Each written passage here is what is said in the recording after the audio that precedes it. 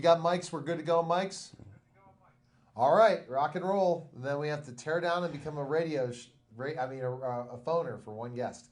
All right, stand by. In 5, 4, 3, 2, 1. Hi, everyone, and welcome to the Neil Haley Show. I'm the host of the show, Neil Haley. You can go to my website, TotalTutor.net, for more information. Twitter, Total Tutor, Neil S. Haley, Facebook. LinkedIn, Neil Haley, Instagram, Total Tutor, Pinterest, Neil Haley, Google+, and also on Periscope at Total Tutor. And love television. It's a fun thing, and keeping about 5 weeks this month, next month, I don't know. We'll never know, because I always like to top things.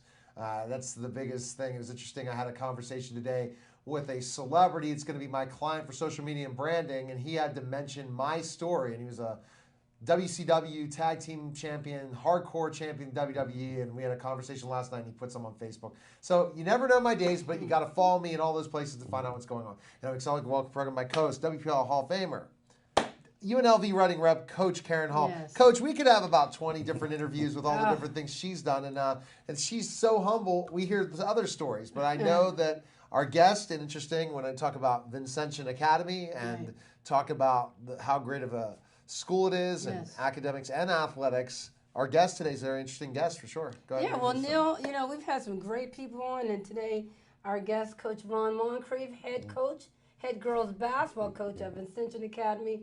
Tremendous success, and we'll get to that story. So, Coach Moncrief, welcome to the show. All right, thanks for having me. I really appreciate it. Good. Well, we're going to dive right into it. Okay. We're going to start with your Robert Morris University days, your basketball. So just talk about how you found yourself on the men's basketball team. Yeah, after graduating from Cowley County Community College in Kansas, where I played 2 years there, I was looking where to go next. So at the time, Robert Morris had one of the best sports management programs in the country. So I called Coach Schmidt, said I was interested in coming to Robert Morris. Would I have a chance to walk on? He said, you have a chance. So once I got there, tried out and, made the team. What's your mindset as a walk-on? You're not scholarship. I mean, you're not, this is, there's a little difference. What was your mindset? Just to prove myself that I can do it, and prove myself to the players that, even though I'm not on scholarship, I'm just as good as you are and can compete at that level. So how was Robert Morris in your days playing there? Oh, we were okay. We were still, kind of rebuilding, a new coach coming in. So we did pretty good, Did you guys win the conference? No, we didn't get, So it just came up, it goes back and forth, but you always compete every year. We always compete, Coach Smith was a really good coach and tough coach, so he made sure that we were always competing, and ready to play. Do you keep around the program at all, talking to them at all, the Robert Morris especially, when they were starting to win again? Not as much as I should, I go up there every year to speak at like the sports management conference, but I haven't been directly, in touch with the team, the men's team in a while. Yeah. I'm shocked at what happened to them. Tell me what happened and how they're so good. They almost beat a major Division I school, and then the year later, and then the year before that, they upset in the NIT. They upset Kentucky. Yeah. What's happened to the program? I just think it's good young coaching. Coming in there. No, but what about this year? Like this year, how could you just drop so quickly when they had a good coach and everything? It's just injuries, or what happened? Injuries part of it. New kids coming in, get acclimated to your system. I know some of the kids that are playing are young, and going from high school playing against boys against men is a big difference, So I think they're going to be fine. They got a really good coach, good program, so they'll bounce back. Okay. So you follow them still, even though you're not in touch with them. Yeah. Cheer on Robert Morris, especially you were probably proud of them last year. Oh yeah, yes sir. Proud of that Robert Morris jersey, jacket. Yeah, Okay. We represent Robert Morris men's and women's programs. Of course. Yeah, absolutely. You have to talk about that. So, Coach, I know has the next question, but I would probably go into when you coach women's basketball. It's very different to see this, and I think that it's great to see that I'd love to see it both ways. Like so would I. So I would like to see more women coach men's basketball, and it's not happening yet. Again, and I think that's the big thing. But you transitioning into coaching girls basketball, how did that happen? After I graduated college, I wanted to coach. So I interviewed for a lot of men's, boys' jobs. I had interviews, but nobody would hire me. So I sent my resume for one girl's job. They brought me on the interview and they hired me. So ever since then, I've been on the girls' side of basketball. So you learned from the assistants, being an assistant coach, how to coach girls basketball. Yeah. The differences of boys and girls basketball is a lot different. It's different in certain ways. Yeah, I learned from the coaches I worked under, plus the coaches I played under. You know, I took the good things they did and the bad things and kind of formed my own philosophy. So when I became a head coach, I'll be ready to go, you know, and have my philosophy in place. You know, working basketball camps, that's a lot of places where Yeah. people learn how to coach. They watch individuals, get a chance to talk to them. Was that also in the midst of your route? Yeah, Coaching? yes, I did my internship with Five Star Basketball Camp with Robert Morris, and met a lot of great, you know, players, you know, college players, NBA players, coaches. Great opportunity to network. You get to pick their brain to kind of see, you know, what's coaching like, and it was a great opportunity, you know, for me to have that internship with Five Star. That's great. Yeah. So you have the internship, you get your first girl's job just like that. Couldn't Yeah. get a boy's job. Couldn't get a boy's job. But you get one just like that. Yeah. So you're an assistant. Mm-hmm. How long or short was your days as an assistant on the bench? I And spent what did you learn? I spent, I think, two or 3 years at South Fayette as assistant coach, 1 year assistant coach at Vincentian Academy. I just learned that, you know, as assistant coach, you know, you want to be loyal to your head coach.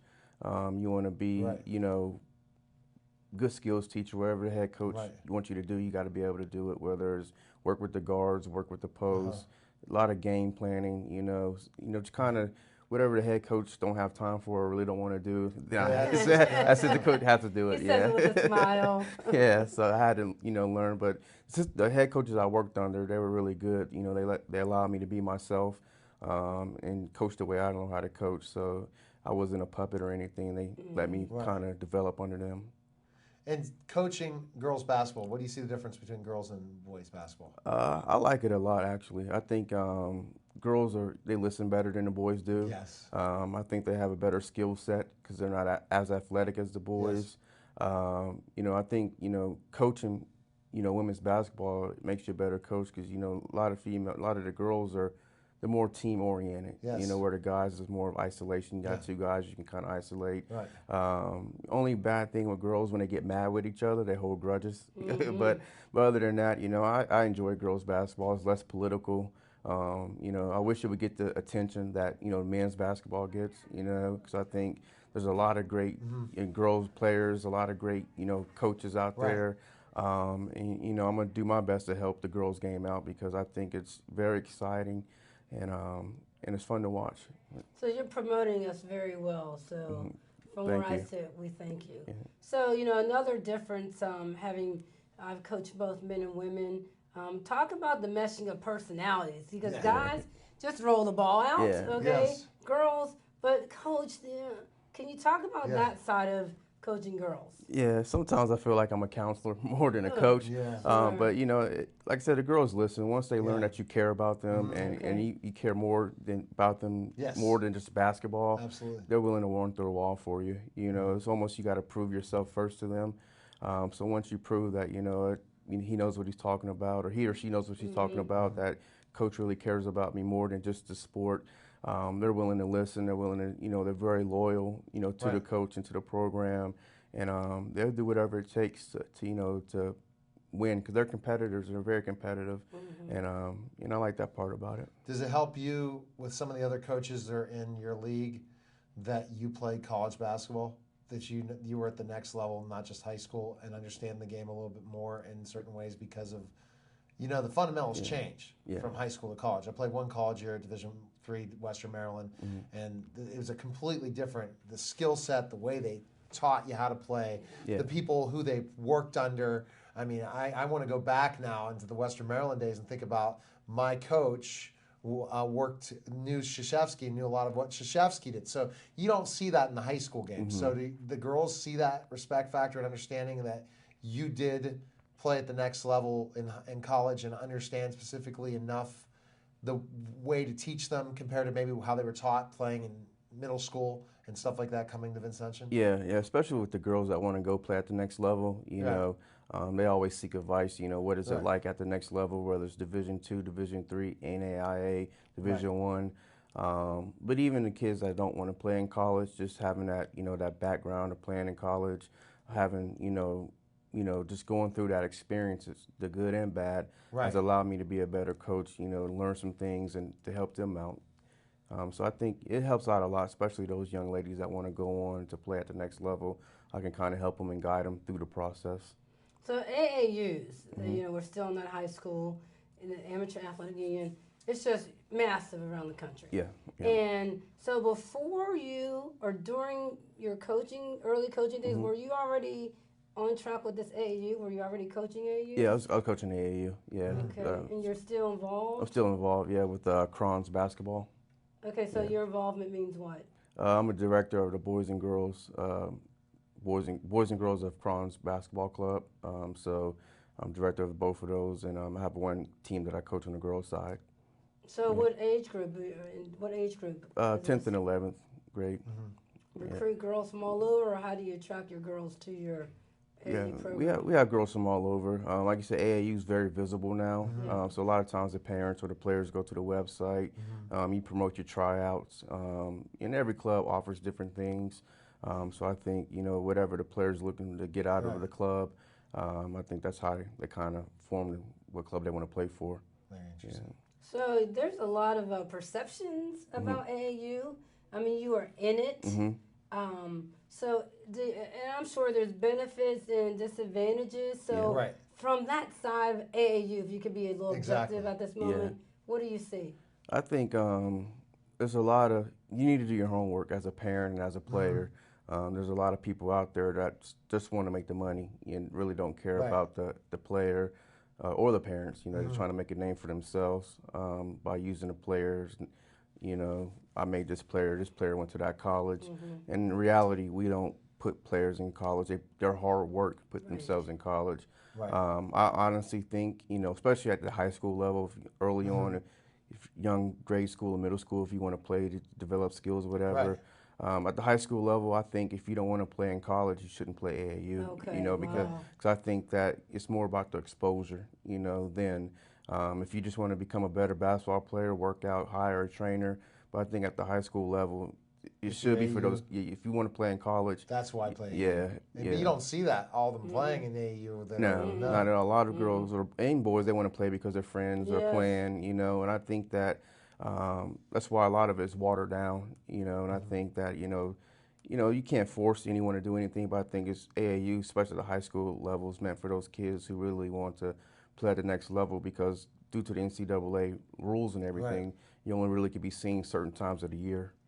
Okay, so when we get back, more with Coach Ron Moncrief and Coach Karen Hall as we're talking Vincentian Academy basketball. We're talking about AAU, all those things on the Neil Haley Show. You're watching the Neil Haley Show. When we get back, more great, interesting talk. We'll be back in just a moment.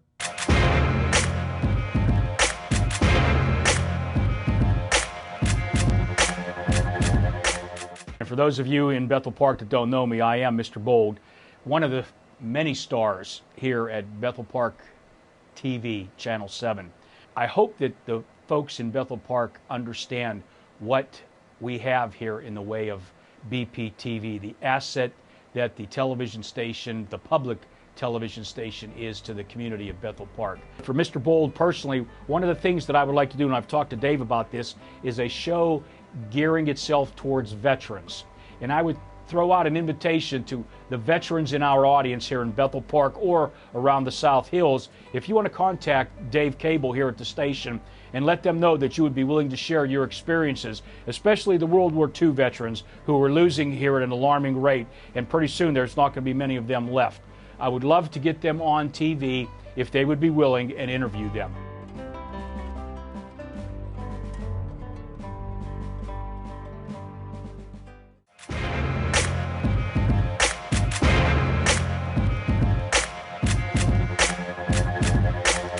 We're back to the Neil Haley Show on the Total Education Network. Again, TotalTutor.net for more information. Twitter, TotalTutor, Neil S. Haley, Facebook, LinkedIn, Neil Haley, Instagram, TotalTutor, Pinterest, Neil Haley, Google+, and also Periscope at TotalTutor. And what's very, very interesting is the next time I'm in the studio, there could be a change of all this because I'm going to be separating the two websites. Stay tuned. But if you follow me, you'll know what's going on. And again, I'm with Coach Ron Moncrief of Vincentian Academy Lady Royals, and really interested in discussion, how you got involved. But I just really believe you respect coaches a lot more, how far they've gone. It's like experts in anything. What have you done to be able to teach this. That's really helps in a lot of ways, and that's what you see. But you talked about your management, your major at Robert Morris. So what do? You coach basketball. What do you do also? I'm an athletic director at Ascension Academy. Oh, you're the athletic director. Yes, sir. Okay. Yeah, so stay busy all the time. How long have you been the athletic director? This is my first year as the head athletic director. Okay. Spent 2 years as assistant athletic director. Okay, interesting. So you're involved in all the sports. All the sports. So Yes, probably sir. I start naming kids that I tutor that are basketball. You'd say, "Oh, I know who they are," and stuff like that. So, Yes, sir. so your days are at Vincentian. So let's take the AD role. Something that's why you chose Robert Morris, right? You want to be a top-notch AD. So you see yourself going to the next level, meaning college, for an athletic director at one point in time. I think if I was to go to the college level, it'd be more on the coaching side. You know, Really? I enjoy being athletic director, but my passion is really basketball.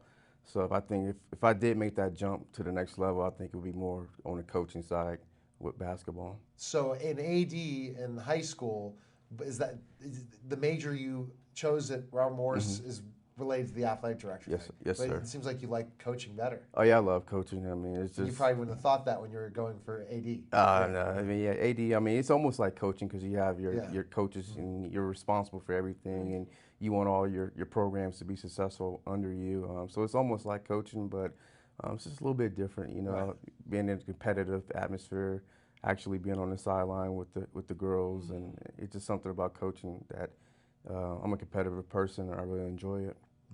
So you sat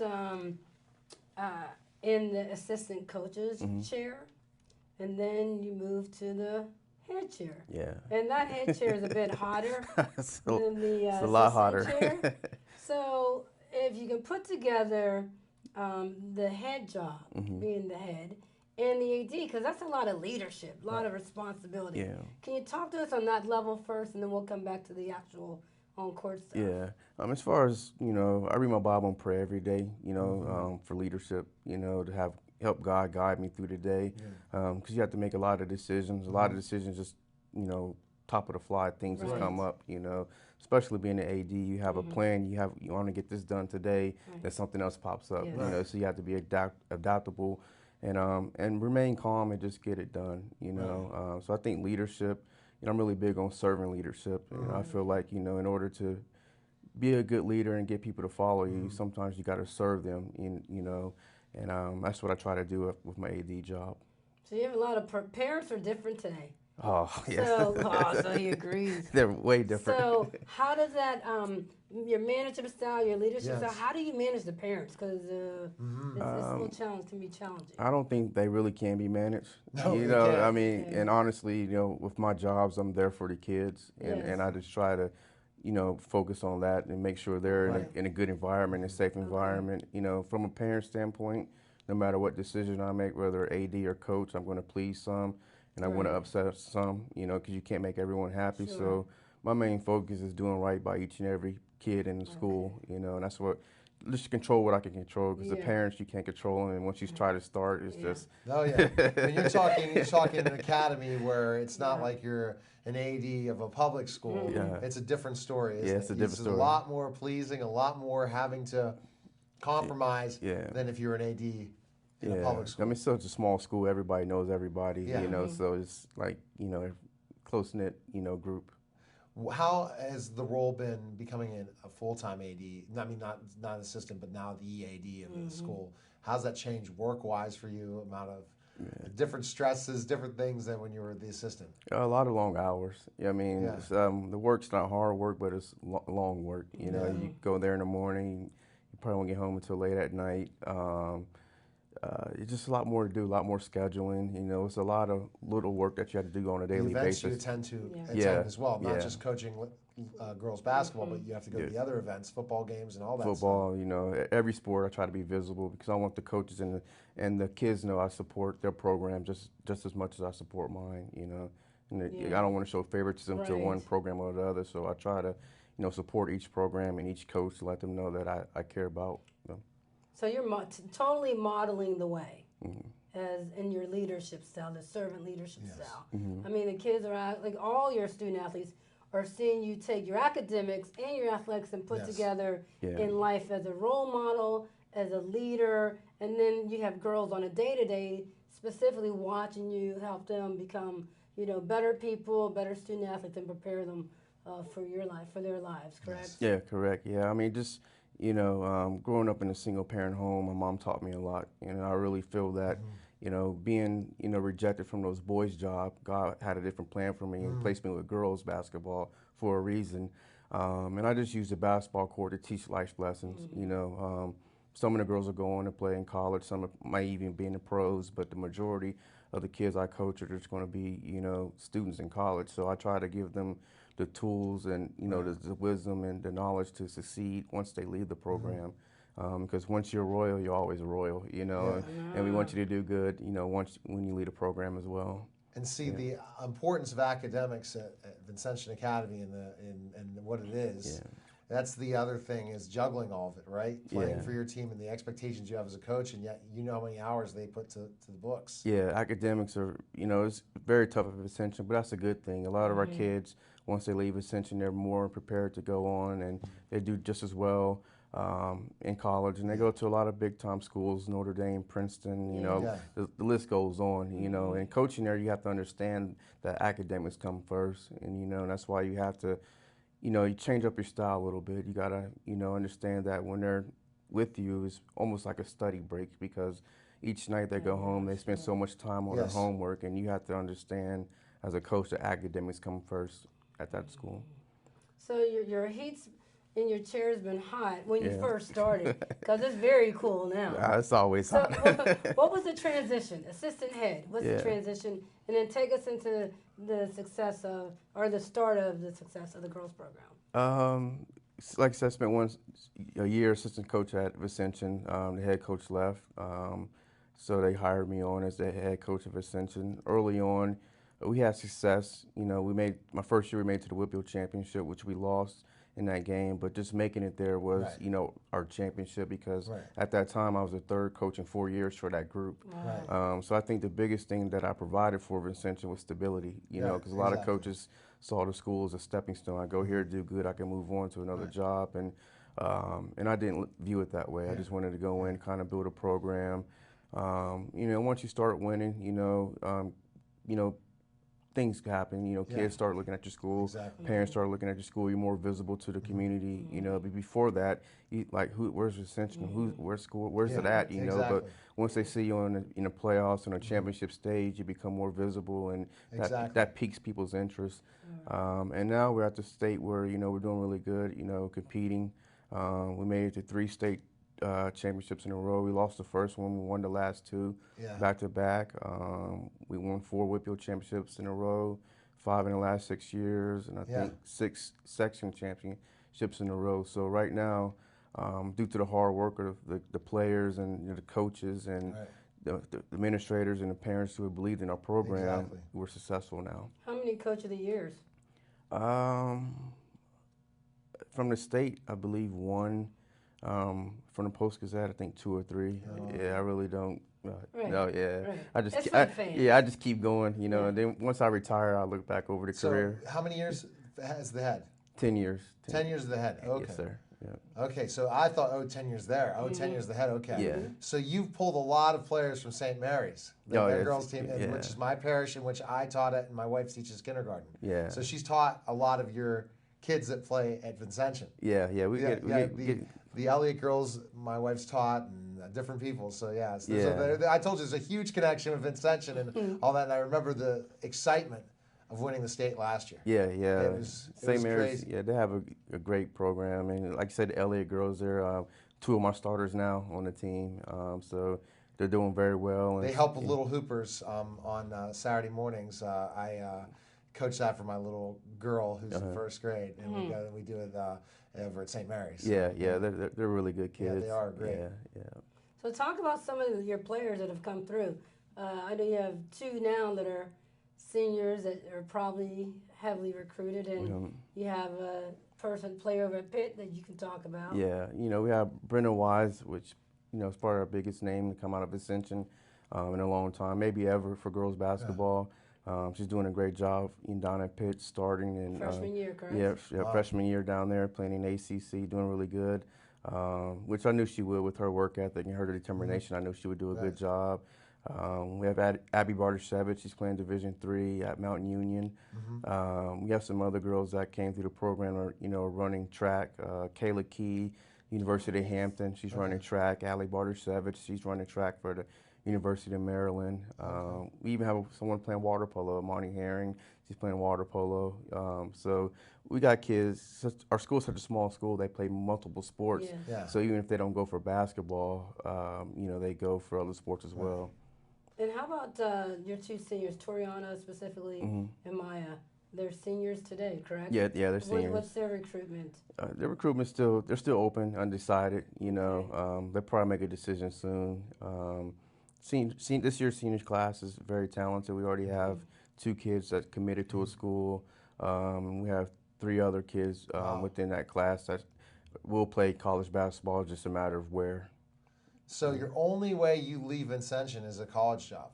It sounds like I'm putting you on the spot and saying a smile. You got to get a college job. That's the only way. I wouldn't say the only way. I mean, who knows what the future holds? But I mean, I like Vincentian. I have a great situation there, so it had to be something very special. Very special to leave and be, because you're going to be the king of there for a long time to come, for sure. And Vincentian Academy, you can find out information on you for sure. All at Vincentian Academy's website, and all about the program and all that, and then great success again to you, and let's see if you can bring home another state, right? That's the goal. That's the goal. Yes, sir. Right now, what are you ranked? Where you? We're ranked #1 in single A. So you have a good shot. We have a good shot, as long as we stay healthy and keep working hard, and that's the main thing. And with this group of kids we have now, they have the experience, they know what it takes. So we just gotta take one game at a time. That's our approach, and that's what we want to do. Very humble coach, and that's why Coach Hall brings such amazing people on.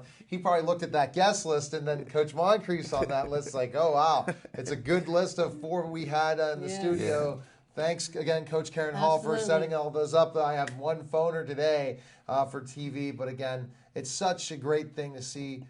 The winning, keep it up, Coach. Thank you. Moncrief, Coach Karen Hall. We can't find information on you anywhere except now, I guess, on all my shows, YouTube, everywhere.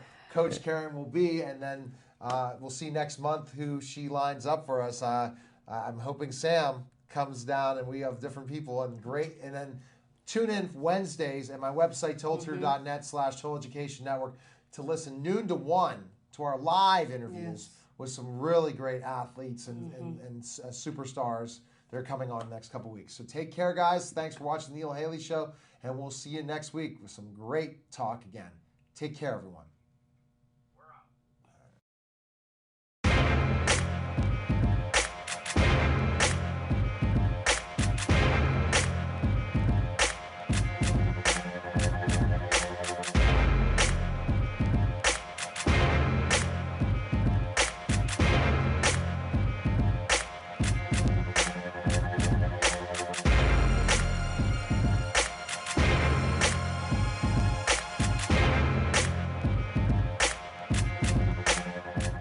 For those of you in Bethel Park that don't know me, I am Mr. Bold, one of the many stars here at Bethel Park TV, Channel 7. I hope that the folks in Bethel Park understand what we have here in the way of BPTV, the asset that the television station, the public television station, is to the community of Bethel Park. For Mr. Bold personally, one of the things that I would like to do, and I've talked to Dave about this, is a show gearing itself towards veterans. And I would throw out an invitation to the veterans in our audience here in Bethel Park or around the South Hills. If you want to contact Dave Cable here at the station and let them know that you would be willing to share your experiences, especially the World War II veterans who are losing here at an alarming rate, and pretty soon there's not going to be many of them left. I would love to get them on TV if they would be willing and interview them.